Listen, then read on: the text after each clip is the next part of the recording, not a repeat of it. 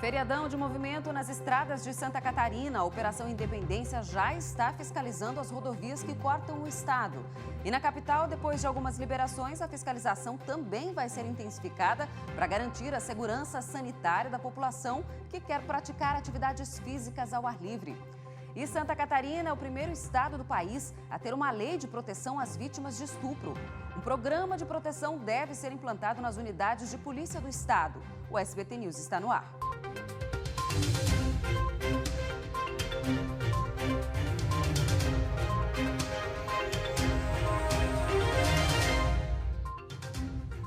Olá, boa noite para você que está ligado no SBT News a partir de agora com as principais informações do estado. E em função do feriado da próxima segunda-feira, a Polícia Militar Rodoviária começou ainda há pouco a Operação Independência. A repórter Graziane Ubiali é quem tem mais informações para a gente sobre essa operação, que é muito importante. Fiscaliza as estradas do estado, né, Grazi? Boa noite. Boa noite para você, Bruna. Boa noite a todos que nos acompanham. Exatamente. Essa operação, então, começou hoje às 6 horas da tarde e segue até às 8 horas da manhã de terça-feira, no pós-feriado, né? E é para fiscalizar e orientar os motoristas. E sobre este assunto, eu converso, então, com o Major Davi, que é comandante do 1º Batalhão da Polícia Militar Rodoviária aqui de Santa Catarina. Boa noite, comandante. Como é que vai se dar essa Operação Independência de fiscalização? Boa noite. A Polícia Militar Rodoviária, por meio dos seus 24 postos espalhados em todo o estado, que patrulham mais de 4 mil quilômetros de rodovias estaduais, nós estaremos desenvolvendo essa operação em todo o estado. E a finalidade é justamente reduzir os indicadores de acidente e proporcionar que as pessoas tenham ainda mais uma viagem mais segura. Então, são ações voltadas à fiscalização de alcoolemia, fiscalização de velocidade, orientação aos usuários, ações para coibir ultrapassagens irregulares e o cometimento de infrações. Inclusive, é importante a gente lembrar, comandante, que mesmo em tempo de pandemia, todo tipo de fiscalização, até mesmo o bafômetro também está sendo realizado, não é? Isso, todos os nossos postos, eles contam com os equipamentos para fazer uma fiscalização adequada, inclusive de alcoolemia. São adotadas todas as medidas necessárias e previstas relacionadas a distanciamento e medidas sanitárias para que o nosso policiamento, a nossa abordagem, ela se dê da maneira mais segura possível. A fiscalização vai acontecer em todas as rodovias estaduais aqui no estado, são 97, que a Polícia Militar Rodoviária faz o acompanhamento. E quais são as recomendações que nunca é demais lembrar aos motoristas? Para você, que vai iniciar uma viagem, ou até mesmo já iniciou, a gente oriente que, primeiramente, avalie o seu veículo se ele possui condições de fazer essa viagem de maneira segura. Os equipamentos de segurança, as condições do pneu, do sistema de suspensão, do sistema de freios, o cinto de segurança. Lembrando que o cinto de segurança ele é obrigatório para todos os passageiros, em especial as crianças, que devem utilizar o dispositivo de retenção adequado. Durante a sua viagem, respeite a sinalização, respeite os limites de velocidade. A questão da ultrapassagem, não basta só fazê-la em um local que seja permitido, mas também observe as condições da via no momento, para que você consiga fazer uma ultrapassagem de maneira segura, sem colocar a sua vida em risco e a vida das demais pessoas. Tá certo, esse então, Major Davi, comandante aqui do 1º Batalhão da Polícia Militar Rodoviária. E essas recomendações, elas nunca são demais, não é mesmo, Bruna? Afinal de contas, uma viagem em rodovia sempre coloca em risco, então é preciso ficar atento. Eu volto com você. Sem dúvida, Grazi, tem que ter toda a atenção possível e seguir essas recomendações, como o Major falou. Agora, o prefeito Jean Loureiro liberou essa semana a prática de exercícios físicos ao ar livre em Florianópolis, mas apesar dessa flexibilização, tem espaço que não vai estar liberado não, então também é um reforço que a gente precisa fazer e lembrar as pessoas disso, Grazi. É bem verdade, Bruna. A gente não está mais acostumados, a termos aí os acessos liberados. Portanto, essa semana, então, teve as liberações, sim, porém com algumas restrições. E não é tudo que está liberado, não. Por isso, a gente conversou esta tarde com a Guarda Municipal para sabermos, então, o que pode e o que não pode. Veja só. Desde terça-feira, quem gosta está podendo praticar exercícios ou algum tipo de esporte em espaços públicos, como calçadões, praças e praias. O que você achou sobre essa flexibilização? Achei ótimo, Saúde mental só em casa não presta. Eu pratico esporte há muitos anos, sabe? E eu não estou fazendo nada em academia, só ao ar livre. Que é uma coisa que ajuda. Foi boa para o pessoal poder, se exercitar um pouco, não ficar tão parado em casa. Na Beira-Mar Norte e na Beira-Mar Continental, o uso dos espaços para a prática de exercícios ou algum esporte vai ser possível somente durante a semana de segunda a sexta. Já nas praias, de segunda a segunda, sem restrições. É uma união de esforços, né? Então a prefeitura traça as regras, o município de Florianópolis foi um dos primeiros a fazer as restrições, né? Então também é um dos primeiros a garantir algumas flexibilizações, sempre tendo um critério bastante rigoroso com relação a isso e também tendo a população com relação a esse auxílio, é o ponto principal para que a gente consiga manter justamente esse bom ajuste das medidas de saúde, do controle da pandemia com as flexibilizações. Mas, para ter um controle no fim de semana, a Guarda Municipal vai fazer a fiscalização, assim como já vem fazendo nos últimos meses, orientando a população do que pode e o que não pode.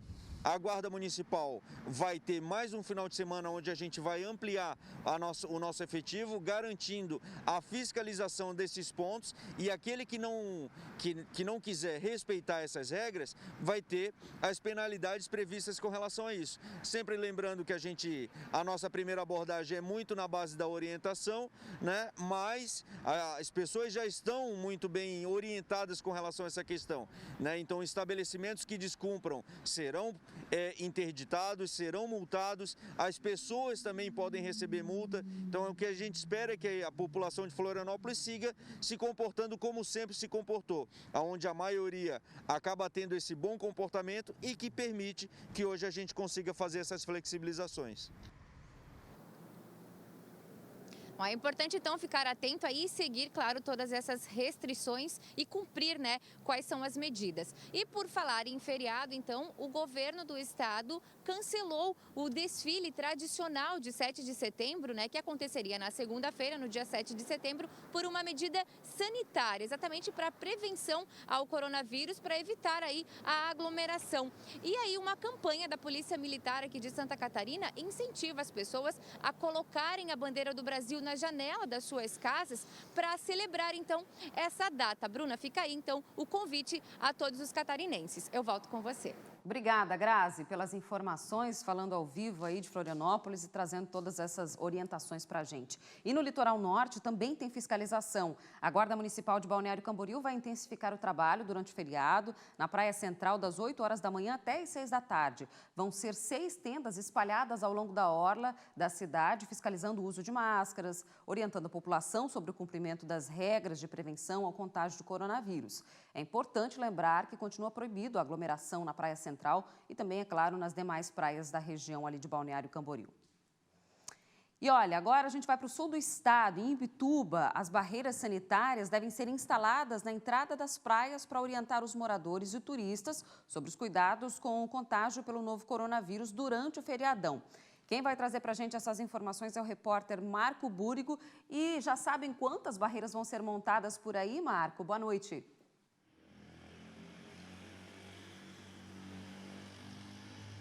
Boa noite, Bruna. Boa noite a todos que nos assistem. Serão 7 barreiras sanitárias, Bruna. Serão 2 fixas e outras 5 espalhadas em pontos estratégicos aqui de Imbituba, onde os profissionais da saúde estarão orientando os moradores, aqueles turistas que estão passando aqui também no sul do estado, sobre os cuidados com o novo coronavírus. E essas barreiras serão montadas a partir de amanhã pela manhã e ficarão até o final da tarde da segunda-feira, a data do feriado nacional, o feriado da Independência. Essas 2 barreiras fixas, elas ficarão na praia de Itapirubá e também na praia de Ibiraquera. E as outras 5 estarão espalhadas em pontos estratégicos aqui de Imbituba, no sul do estado. No canto da Praia da Vila, também no Portinho da Vila, na Vila Nova, na Ribanceira e na Barra de Ibiraquera estarão espalhadas aí essa barreira sanitária aqui pelo sul do estado. Serão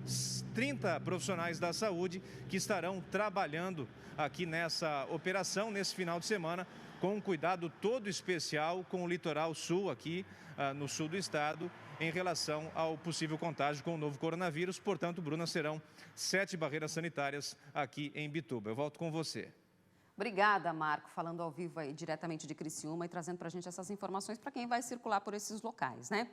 E agora os números atualizados da Covid-19 em Santa Catarina. Nós temos 186.596 casos confirmados no estado, 2.392 de ontem para hoje. São 2.376 pacientes que morreram por conta da doença, 24 nas últimas 24 horas. Hoje, a taxa de ocupação dos leitos de UTI está em 69,1%. E um dado muito promissor foi divulgado hoje. Santa Catarina completa um mês em queda na taxa de letalidade da Covid-19. Desde o dia 1º de agosto, data em que 53 pessoas morreram, os números só diminuem. A média dos últimos 7 dias é de 23 mortes a cada 24 horas. A taxa de letalidade catarinense é de 1,27%, é a menor do Brasil. Continuam morrendo pessoas, mas nesse momento o número está menor. Mas isso não significa que a pandemia já acabou. Os casos e mortes continuam acontecendo e sendo informados dia após dia pela Secretaria de Saúde, trazendo esses números em um panorama de 2 semanas atrás, para você entender um pouquinho do que a gente está passando agora. Nós vemos um aumento de 8,7% nos casos confirmados e de 9,9% nas mortes do dia 21 para o dia 28 de agosto. E de lá para cá, Santa Catarina registrou um aumento de 9,7% nos casos e 8,3% nas mortes por Covid-19. Para fazer essa comparação, a gente descontou os 30 mil casos que foram contabilizados depois de uma falha no sistema, né, que foi divulgada aí pelo governo do estado, mas que já haviam sido tratados e contabilizados pelos órgãos de saúde municipais. E mesmo com o transporte público funcionando a todo vapor, os quiosques que vendem alimentos e bebidas dentro dos terminais em Florianópolis continuam fechados. Os proprietários questionam a medida e pedem ajuda à prefeitura. O entra e sai do terminal não para. Centenas de pessoas circulam ali toda hora, claro, seguindo as medidas de segurança. Mesmo assim, os quiosques de alimentos e bebidas que funcionam dentro das plataformas estão fechados desde o início da pandemia. Já são 6 meses sem trabalhar, mais de 200 pessoas afetadas. Enquanto isso, do outro lado da rua, os comércios funcionam normalmente. Porque a gente vê, é só a gente aqui nos terminais, entendeu? Nos quiosques, mas se a gente for ali fora, tem quiosque lá aberto, o pessoal consumindo, e nós aqui esqueceram da gente? Tem conta de energia, tem de internet. Fora que a gente continua com os funcionários e eles pedem uma ajuda, por causa da pandemia, que eles também estão sem trabalhar, ganhando um pouquinho, né? Pedem uma ajuda, a gente tem que ajudar, entendeu? E tá difícil pra gente, até pra nós patrões, assim, tá difícil. Na intenção de reabrir, os empresários elaboraram um protocolo que segue todas as medidas exigidas pela vigilância sanitária, o que inclui distanciamento, higiene e limpeza. Faixa na lateral dos quiosques de 1 metro para que o cliente tire a máscara para consumo somente dentro dessa demarcação. Após essa demarcação, o cliente já usa a máscara novamente. Tendo também um distanciamento das paradas do ônibus, da fila do cliente que vai utilizar o transporte mesmo, na medida, né, exigida pela vigilância sanitária. Então tem clientes que chegam até a gente, mandam mensagem pedindo nossa retomada porque não conseguem nem consumir uma água. Às vezes ficam 2 horas dentro do terminal de ônibus esperando, porque os horários também estão reduzidos, né? E o cliente não tem como consumir nada ali dentro. Enfim, a gente está precisando, né, reabrir o mais rápido possível. A prefeitura explica que as atividades dos quiosques seguem proibidas, para que ninguém tire as máscaras nos locais onde há muita circulação de pessoas. A medida faz parte do protocolo para o retorno do transporte. Após reuniões entre o governo do estado e representantes de centros esportivos, um novo protocolo sanitário foi criado para possibilitar a volta do futebol recreativo. Isso vale também para os locais que alugam campos e quadras de futsal. A nova portaria já foi publicada no Diário Oficial. Depois de quase 6 meses de suspensão dos eventos esportivos recreativos, a Secretaria de Estado da Saúde autorizou a retomada das atividades, mas tudo com regras sanitárias bastante exigentes. A nova portaria define critérios para uma retomada segura do futebol recreativo, mas lembrando que essa retomada só vale para as regiões que não são classificadas como risco gravíssimo para o contágio da Covid-19. Ou seja, essa volta ainda não é possível nas regiões carbonífera, do Alto Vale do Itajaí, Meio Oeste, nordeste e oeste do estado. Dentre as exigências, até o fim da pandemia, somente atletas com idade igual ou superior a 16 anos podem retomar as atividades. Ficam proibidas as rodas de aquecimento e confraternizações antes e após os jogos. Não será permitido, enquanto durar a situação de emergência em saúde, a presença de acompanhantes, o uso de churrasqueiras, coletes ou a utilização de vestiários. Para os estabelecimentos esportivos, entre outras regras, só é possível fazer o agendamento de quadra por meio eletrônico. É preciso ter o cadastro com todos os dados dos usuários. Os vestiários não podem ser utilizados. Cada participante deve levar a própria toalha e está proibida a utilização de bebedouros. O governo do estado aprovou a lei que cria um programa de proteção às vítimas de estupro. A medida é mais uma ferramenta para combater esse crime e dar apoio às pessoas que sofrem esse tipo de violência. A Polícia Civil registrou mais de 1.100 estupros desde o início do ano até a metade do mês de agosto, quando saiu o último relatório. Pelo menos 950 crianças e adolescentes foram vítimas de estupro e 236 mulheres foram violentadas. A lei aprovada pelo governo do estado vem justamente para garantir mais direitos às vítimas. O programa será implantado nas delegacias de proteção à criança, ao adolescente, à mulher e ao idoso de Santa Catarina e o IML, em parceria com os Centros de Referência de Assistência Social, os CRAS, os Centros de Assistência Especializados de Assistência Social, os CREAS, e os Centros de Referência de Atendimento à Mulher do estado de Santa Catarina. Com a lei, as medidas de apoio às vítimas e a busca por provas periciais serão mais intensas para fortalecer o combate à impunidade dos criminosos. É muito positiva a legislação que traz o atendimento integral às vítimas de estupro pela Polícia Civil, Assistência Social e o IML. Este é um tipo de crime que causa uma repercussão muito grande na vítima e o atendimento multidisciplinar nessas áreas faz com que a vítima seja acolhida e tenha proteção plena. Vemos este avanço de forma positiva e agora vamos tentar trabalhar na implementação dele. E Santa Catarina é o primeiro estado do país a ter esse tipo de lei aí visando a proteção às vítimas. Eu vou para o intervalo e na volta tem a previsão do tempo para o fim de semana. Até já!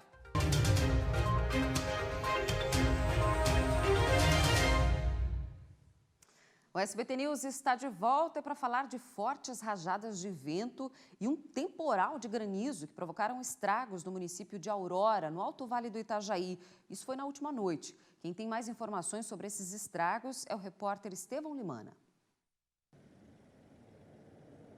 É isso mesmo, este temporal de granizo chegou na noite desta quinta-feira em Aurora, no Alto Vale do Itajaí. Junto com o granizo, também teve rajadas de vento de até 70 km por hora. De acordo com a Secretaria de Agricultura de Aurora, cerca de 750 hectares de cebola e 250 hectares de fumo foram prejudicados pela queda de granizos. Além disso, também houve danos nas plantações de trigo. Os ventos destelharam casas, galpões e ocasionaram a queda de árvores em vias públicas na cidade. As regiões mais afetadas foram os condados de Coqueiral, Nova Itália e Santa Teresa. Aqui de Blumenau, para o SBT News, Estevão Limana. Bom, e o feriadão tá todo mundo esperando para saber se o tempo vai melhorar ou não, mas acho que é só em algumas partes do estado mesmo que vai ter sol. Vamos conferir os detalhes na previsão do tempo?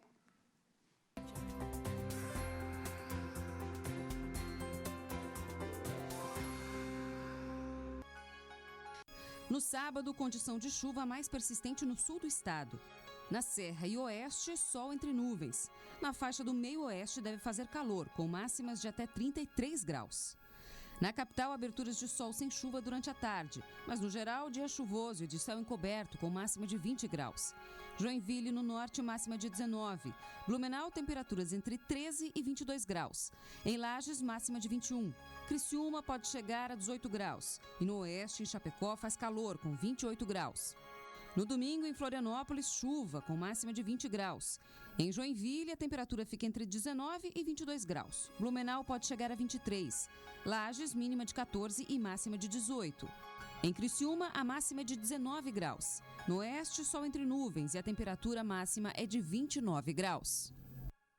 Agora a gente fala do oeste do estado, onde a tradicional comemoração da Semana Farroupilha foi cancelada em função da pandemia. Para não deixar a data passar em branco, um ato histórico vai acontecer nesse sábado na cidade de Chapecó.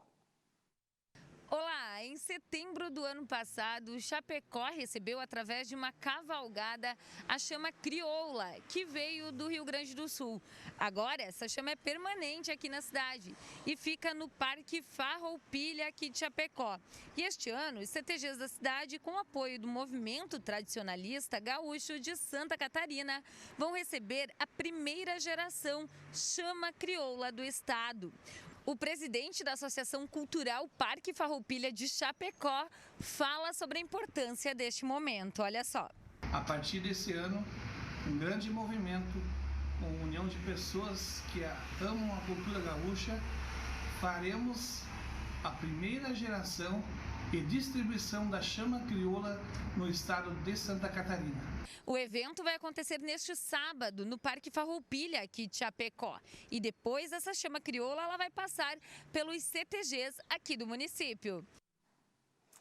Tá certo, você que nos acompanha durante toda a semana, obrigada pela companhia, sabe que pode ficar muito bem informado também nas redes sociais do SCC SBT, pelo Instagram ou então pelo Facebook, no YouTube você encontra os vídeos dos nossos telejornais também. Obrigada pela companhia ao longo dessa semana, uma excelente sexta-feira, um excelente fim de semana para você, o SBT News vai ficando por aqui. A gente volta a se encontrar na segunda-feira, às 7h20 da noite. Até lá!